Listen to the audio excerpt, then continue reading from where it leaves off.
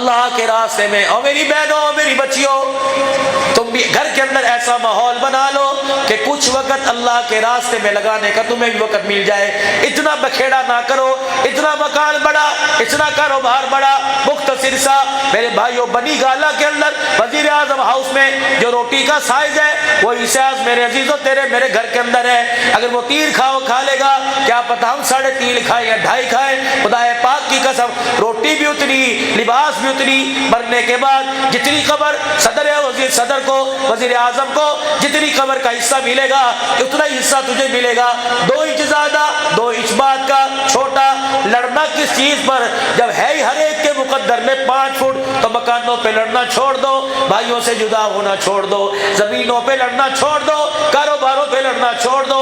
اللہ کی قسم یہ تو اللہ کی تقسیم ہے. آج کسی کے پاس کرائے کا مکان ہے, کل اس کو سوسائٹی میں اعلیٰ مکان مل جائے گا, لیکن ماں جایا بیڑے سے نکل جائے قیامت آ جاتی ہے, ماں جایا نہیں ملا کرتا ہے. اور بزرگوں سے گزارش آخری کر کے جاؤں گا کہ میرے بزرگوں اپنی بچیوں کو حصہ دے دو اپنی زندگی کے اندر. نہ رلاؤ اپنی بچیوں کو, نہ تنگ کرو اپنی بچیوں کو.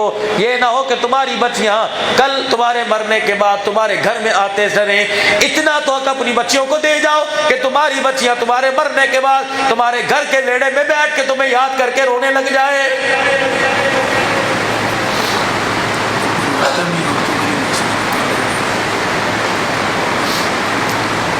اتنا تو حق دے کے جاؤ خدا کے واسطے, اتنا تو حق دے کے جاؤ.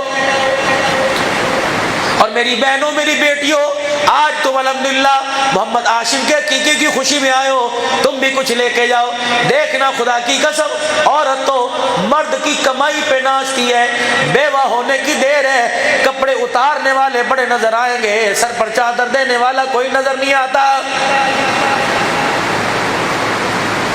اس بیٹی کو پیغام دیا میرے نبی نے, اللہ اکبر, تیری نبی کی شریعت نبی کا دین کیا کہتا ہے. سبحان اللہ, قربان, تم کر کے تو دیکھو, تم آزما کے تو دیکھو.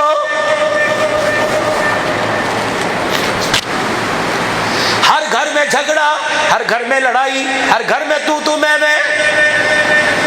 اس وقت موجودہ حالات نوبت یہ آ گئی, اب بچے کہتے ہیں مما پاپا کا تو کام یہی ہے.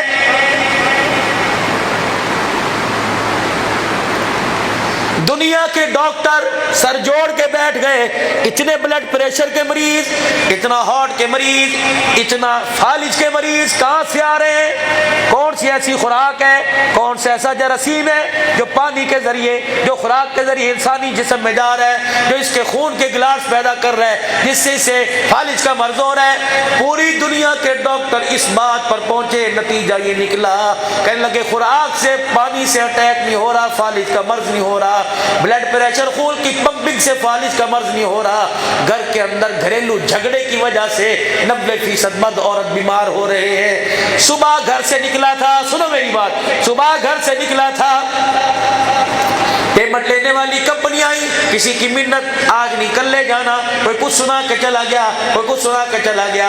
اتنی بڑی تو لسٹ نے دے دی, مسالے بھی آئیں گے, پیپر بھی آئیں گے, میری دوائی بھی آئے گی, فیس بھی آئے گی, 4 بچوں کی 8-8 ہزار روپیہ فیس, 2-2 ہزار روپیہ فیس, کچن کا سامان ختم, کپڑے دھونے والا صابن ختم. اب دکان پہ بیٹھ کے سو رہا ہے, یا سوچ رہے یا اللہ کیا کروں, قرض دار ابھی 11 بجے آنے شروع ہو جائیں گے, صبح سے لے کر شام تک گاہک نہیں آیا, پھر کیا کرے گا. اس گھر کی گھریلو ٹینشن سے بچنے کی وجہ سے قرضہ اٹھائے گا, یہ قرضہ اس پہ بوجھ بنے گا. تو برگر پیزے منگوا کر آرڈر دے کے رات کو کروٹ بدل کے سو جائے گی, یہ کروٹ بدل کے سوچے گا صبح قرضے والے آئیں گے, قرضہ کہاں سے دینا ہے.